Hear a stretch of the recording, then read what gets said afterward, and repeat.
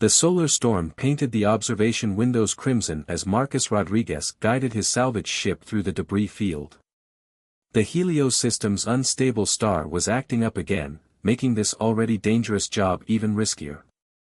But risk meant credits, and the stalwart's hold was empty. Warning, radiation levels exceeding recommended parameters, the ship's AI chimed in its perpetually calm voice. Marcus adjusted his course, threading between two massive chunks of what had once been a mining platform. "Tell me something I don't know, Arya," he muttered, eyes fixed on the swirling chaos ahead. The storm was getting worse. Most salvage operators would have turned back by now, but Marcus hadn't earned his reputation by playing it safe. Besides, something about this debris field felt different. The pieces were too uniform, too alien. A flash of purple energy caught his eye. There, half hidden behind a twisted hull fragment, was something that definitely didn't belong in human space. The object was sleek and organic looking, its surface covered in what appeared to be living metal that pulsed with an inner light. "Arya, are you seeing this?" Marcus leaned forward, hands steady on the controls despite his excitement. "Affirmative. Unknown vessel detected. Design matches no known human or documented alien configurations. Caution advised." Marcus grinned. "When aren't you advising caution?" He maneuvered closer, using the stalwart scanning array to probe the mysterious craft. "Got any life signs?" "One biosignature detected. Weak but present. Species unknown." That changed everything. Salvage was one thing, but rescue was another matter entirely. Marcus had pulled enough people out of the black to know that every second counted. "Plot me an approach vector." "We're going in." The stalwart's docking clamps engaged with a satisfying thunk. Marcus double-checked his environment suit's seals before heading to the airlock. The alien ship's hull was cool to the touch, almost organic in texture. It took him several minutes to locate what appeared to be an emergency access port. "Arya, keep the engines hot. If that storm gets any worse, we might need to bug out fast." "Acknowledged. Please exercise extreme caution, Marcus." Using his suit's universal interface tool, Marcus managed to trigger the emergency release. The port spiraled open with a hiss of escaping atmosphere. Inside, emergency lighting cast everything in an eerie violet glow. The ship's interior was as alien as its exterior, with corridors that seemed to have been grown rather than built. Marcus followed the biosignature reading on his suit's display, moving deeper into the vessel. He found the survivor in what appeared to be the command center. The alien was humanoid but clearly not human. Its skin was a deep indigo, marked with bioluminescent patterns that pulsed weakly. It was trapped beneath a fallen support beam, unconscious but still breathing. "Hey there," Marcus said softly, knowing his suit's translator would at least try to make sense of his words. "Let's get you out of here." The alien's eyes snapped open, all four of them. They were silver, with no pupils, and they fixed on Marcus with an intensity that made him step back. The alien spoke, its voice a complex harmony of tones that made Marcus's translator crackle. "Stay back." The translator finally managed to parse. "Dangerous." "Yeah, well, that makes two of us," Marcus replied, already moving to assess the support beam. "But we've got about 10 minutes before that storm fries both our ships, so how about we skip the threats and get you free?" The alien's patterns flickered, perhaps in surprise or amusement. After a moment, it nodded. Working together, they managed to shift the beam enough for the alien to pull itself free. It moved with a fluid grace despite its injuries, reminding Marcus of the big cats he'd seen in Earth's nature preserves. "I am Nexus," the alien said, its translator now synced with Marcus's. "You should not have come here. Marcus Rodriguez, salvage operator. And you're welcome." He gestured toward the exit. "Now, how about we get out of here before?" A massive energy surge from the storm rocked both ships. Marcus stumbled, catching himself against a wall that seemed to pulse beneath his touch. "Too late," Nexus said grimly. "They're here." "They? Who's they?" Marcus asked, but he was already getting a sinking feeling about the answer. Through the ship's transparent sections, he could see 3 vessels emerging from the storm. Their designs were similar to Nexus's ship, but these were clearly built for war. They moved through the debris field with predatory grace, weapons already charging. "The pursuers," Nexus explained, moving to what remained of the ship's control interface. "They've been hunting me across 7 systems. I had hoped the storm would cover my trail." Marcus's mind raced. The stalwart was fast and well-maintained, but it wasn't built for combat. Still, he hadn't survived this long by giving up when things got tough. "Arya," he called over his comm, "start the emergency engine sequence. We're going to need every bit of power you can give me." He turned to Nexus. "I don't know what kind of trouble you're in, but right now we've got a choice. We can either stand here arguing about it, or we can work together and maybe live long enough to discuss it later." Nexus studied him for a long moment, its patterns shifting through complex sequences. Finally, it nodded. "Your ship. Can it interface with alien tech?" The stalwart shuddered as another energy blast pierced the storm behind them. Marcus's hands flew across the controls, pushing his ship to its limits while Nexus worked to integrate their systems. "Whatever you're planning," Marcus called out, "now would be a good time."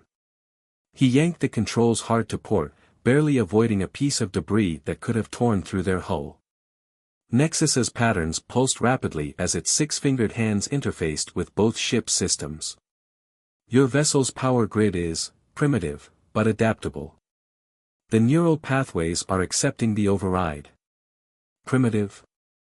Marcus scoffed, executing another evasive maneuver.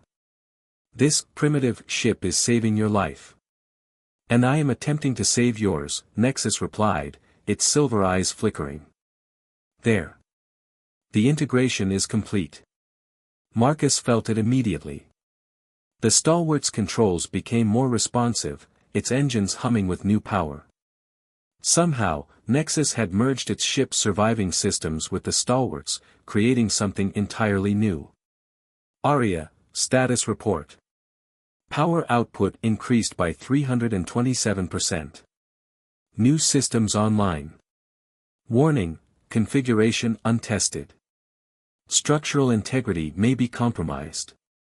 "Tell me something I don't know," Marcus muttered, then louder, "Nexus, what exactly did you do to my ship?"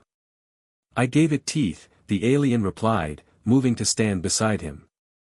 Its patterns had shifted to a deeper, more intense blue. "The pursuers expect prey. Let us show them predators instead." The pursuing vessels were closing fast, their weapons cutting through the storm's interference with frightening accuracy. But now the stalwart moved differently, responding to Marcus's commands with almost prescient speed. "They're not trying to kill us," Nexus observed, watching the pattern of enemy fire. "They want us alive. Specifically, they want me alive." "Yeah. And why's that?" Marcus asked, throwing the ship into a spiral that would have torn a normal salvage vessel apart.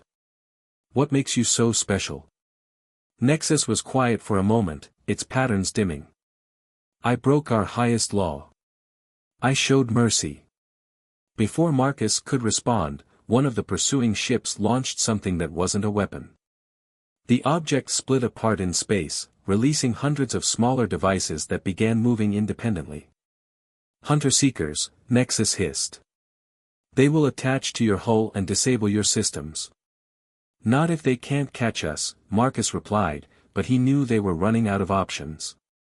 The storm was beginning to thin, and in open space, they would be easy targets. That's when he saw it, a massive debris cluster spinning slowly in the distance. The remains of some ancient space station, its hollow core still largely intact. "Arya, scan that structure. Give me details." Structure composed of multiple unknown alloys. Internal space approximately 3 kilometers in diameter. Multiple entry points detected. Warning, radiation levels within structure exceed safe parameters. Marcus grinned. Nexus, you said you broke your people's laws to show mercy. Want to tell me what happened while I fly us into that death trap? The alien's patterns swirled with what might have been surprise. You would risk your life further without knowing if I deserve such aid? Let's just say I've got a thing about choices, Marcus replied, already plotting their approach. Sometimes showing mercy is worth the price. Nexus was silent for several seconds as the stalwart raced toward the structure. Finally, it spoke, its harmonious voice carrying a weight of memory. My people, the Vresh, are warriors bred for conquest.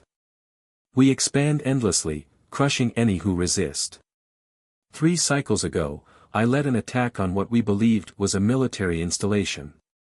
Instead, I found a refugee center. The hunter-seekers were gaining on them, but Marcus kept his attention split between piloting and Nexus's story. Something told him this was important.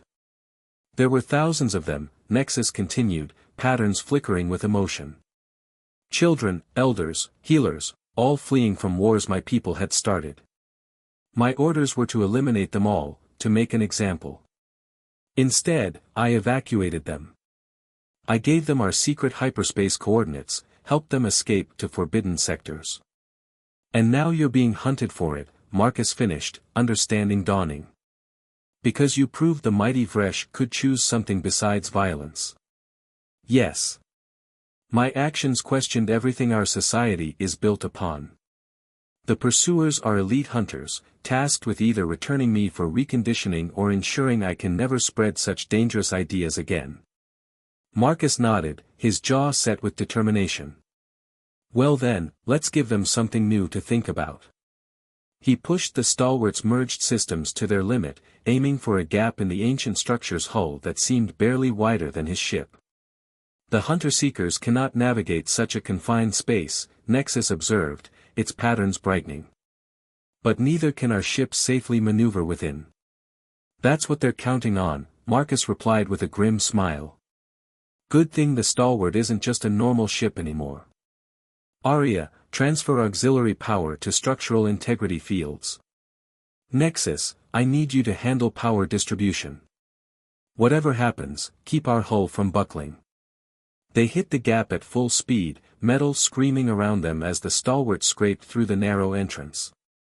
The hunter-seekers followed, but their programming couldn't match Marcus's instincts and Nexus's quick power management.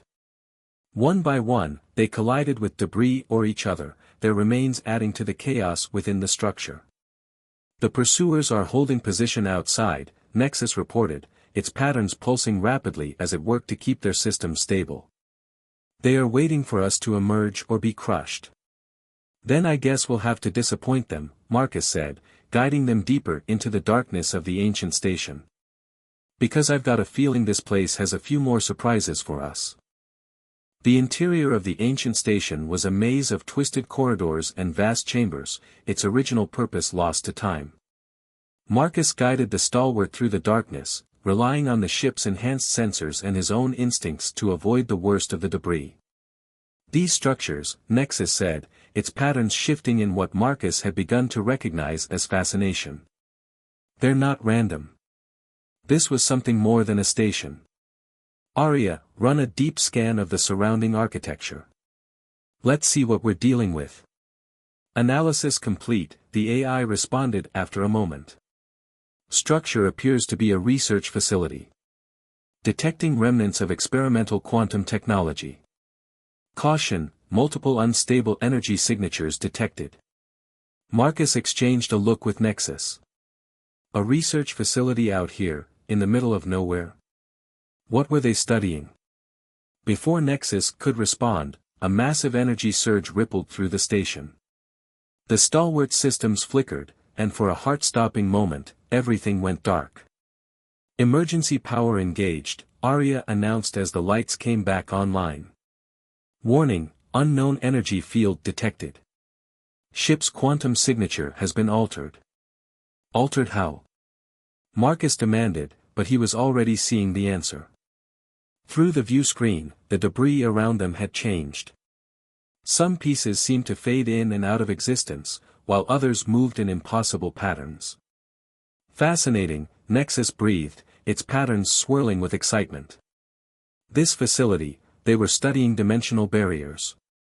The barriers between realities. You mean like parallel universes? Marcus asked, trying to wrap his head around the concept while keeping the ship steady. Similar, but more complex. Look. Nexus gestured to a particular piece of debris that seemed to exist in multiple places at once. The barriers between dimensions are weaker here. Each surge creates temporary bridges. Marcus was about to respond when Arya's alert tone cut through the conversation. Multiple vessels detected entering the structure. Pursuit craft are following our trajectory. Damn, Marcus muttered. They must have figured out we survived the hunter-seekers. He studied their sensor readings, looking for options. We need a plan.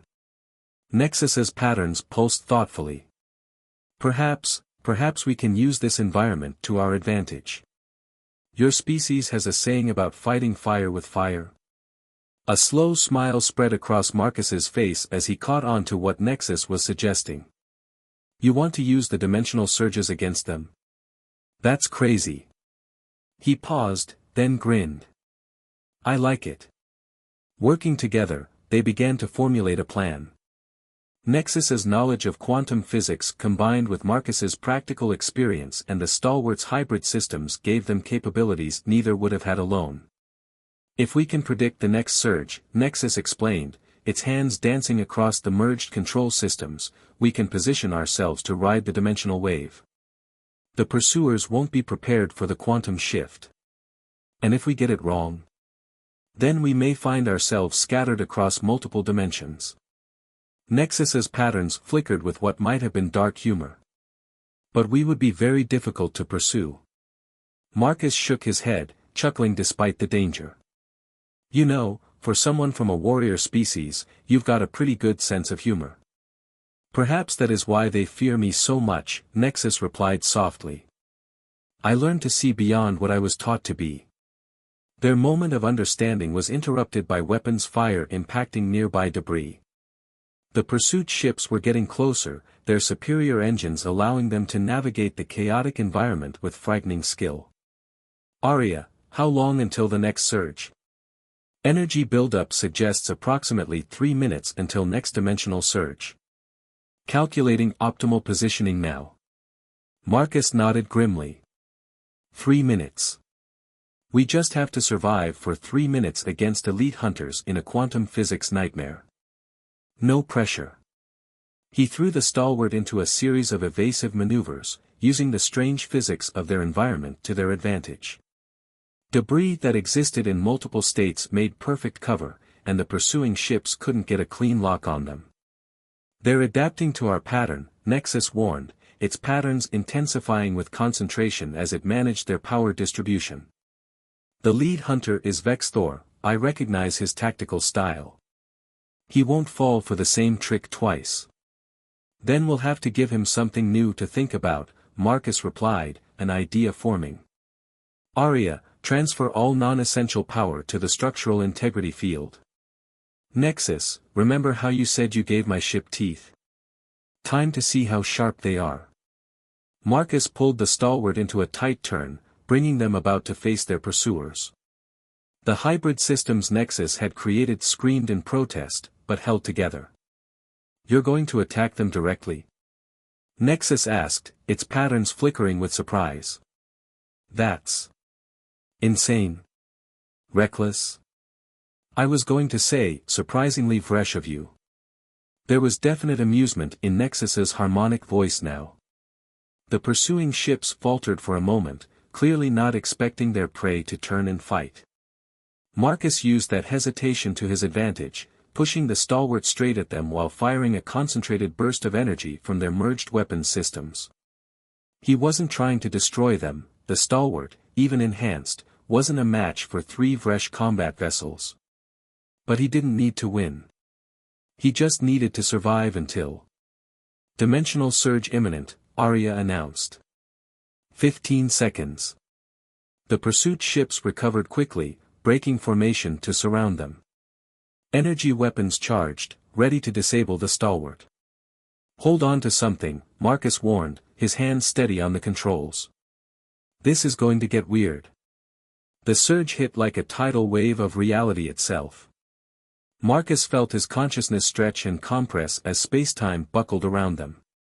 Through the view screen, he saw the pursuing ships fragment into multiple quantum states, their crews unprepared for the dimensional shift. The stalwart, positioned perfectly thanks to their calculations, rode the surge like a surfer catching a wave. For a moment, Marcus could have sworn he saw other versions of himself at the controls, each making slightly different choices in slightly different realities. Then, as suddenly, the dimensional surge had deposited them in what appeared to be the facility's central research hub.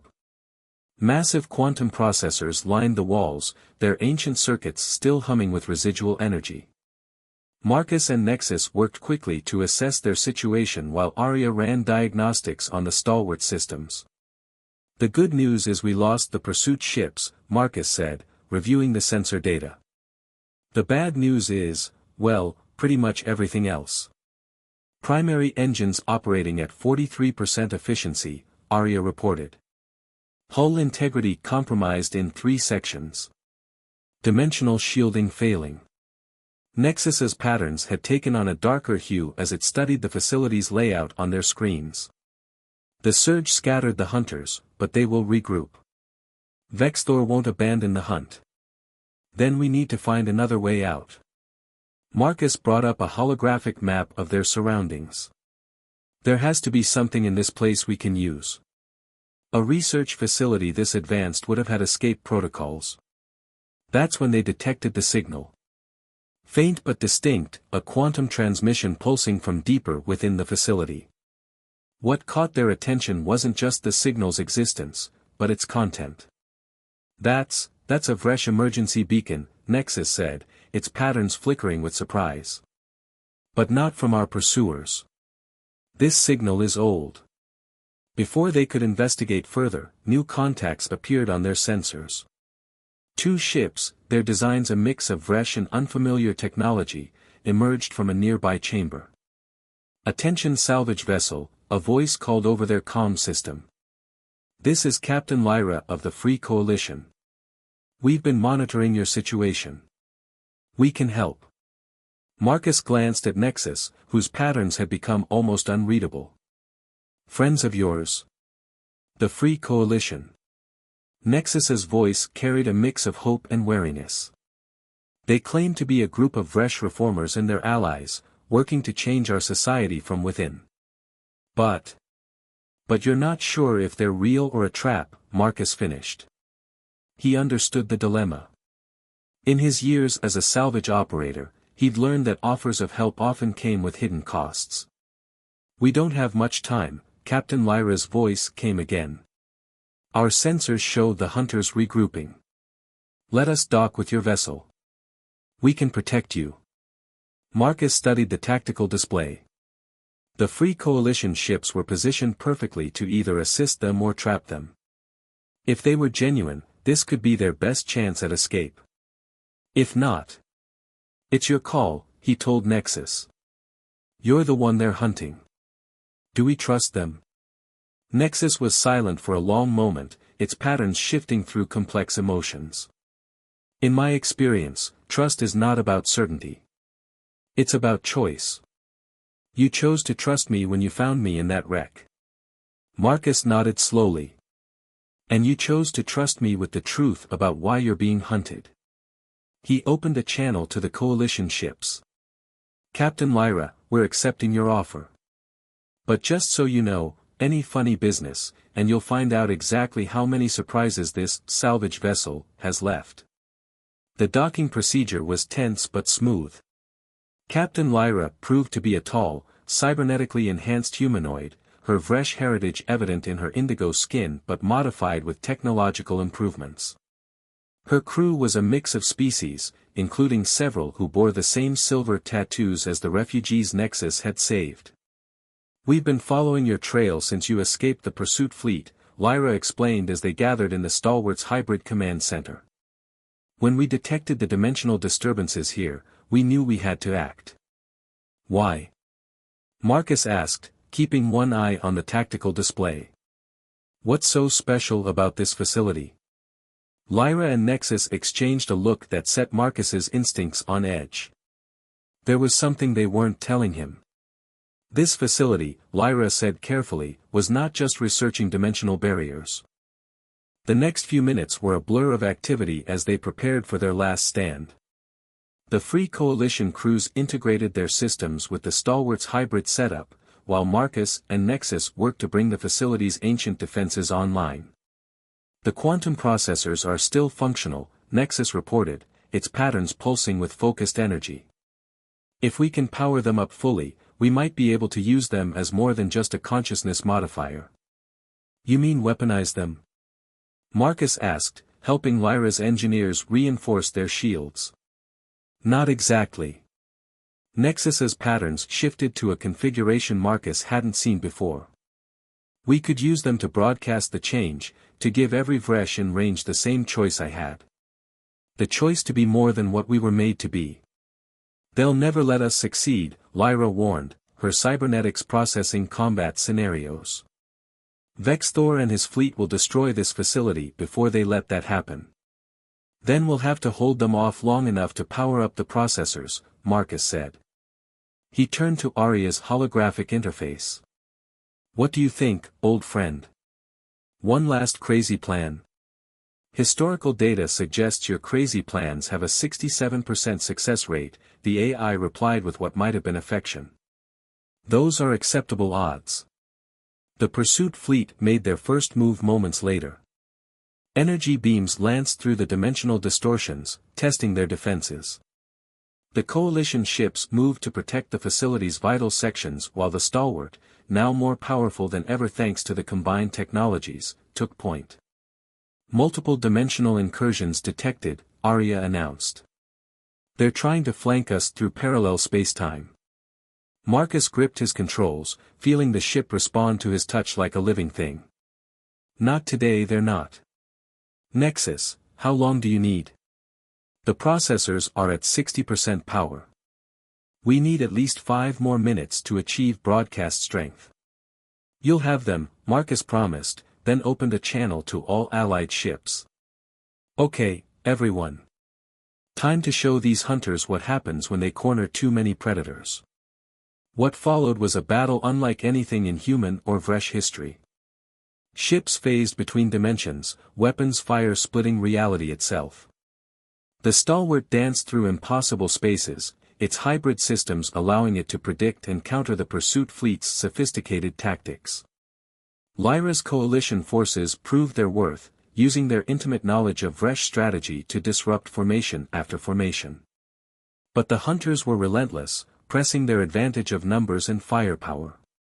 Hull breach on Deck 3. Arya reported as another blast rocked the ship.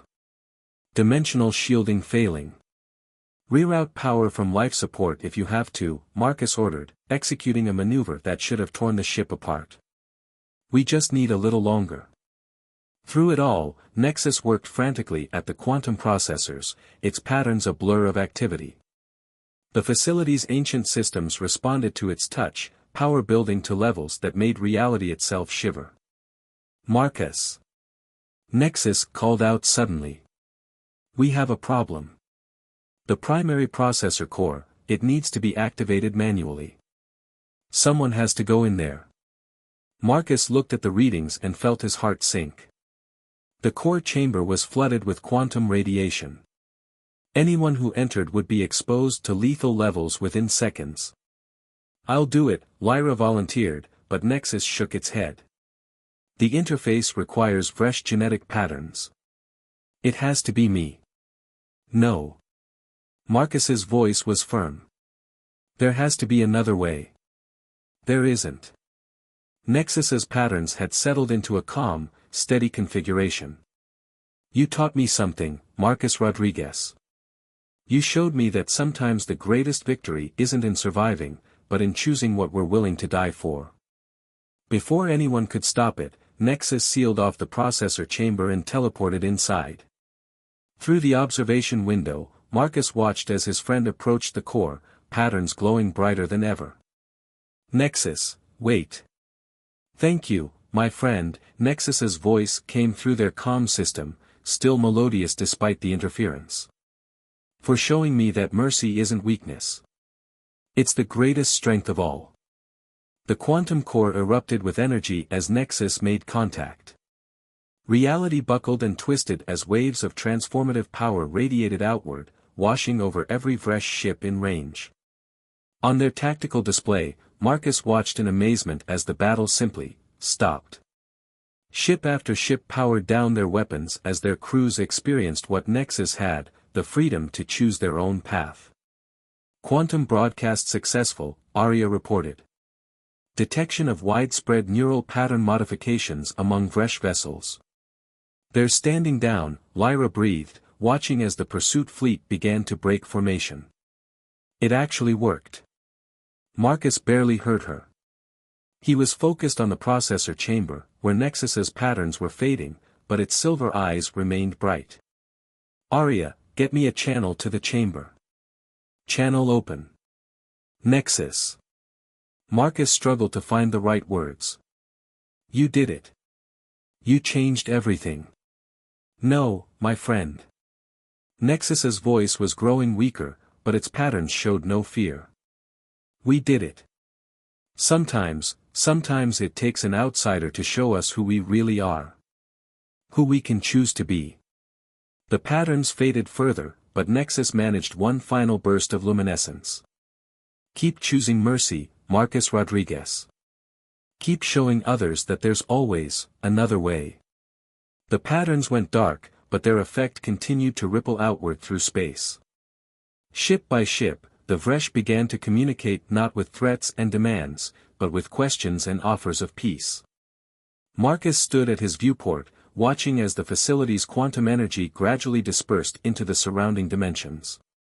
He felt Lyra's presence beside him. What happens now? He asked quietly. Now. Lyra's cybernetics hummed thoughtfully. Now we help them understand their choices. We show them that being strong doesn't mean you have to be cruel. That being different doesn't mean you have to be enemies. Marcus nodded slowly, his hand resting on the stalwart's control panel. The ship had been changed by its encounter with Nexus, just as he had. Just as everything had. Well then, he said, a familiar smile tugging at his lips, I guess we better get started. After all, someone once told me that mercy is worth the price. The stalwart's engines hummed to life, carrying them forward into a future where choices meant more than destiny, and where the greatest adventures began with a simple act of trust. End.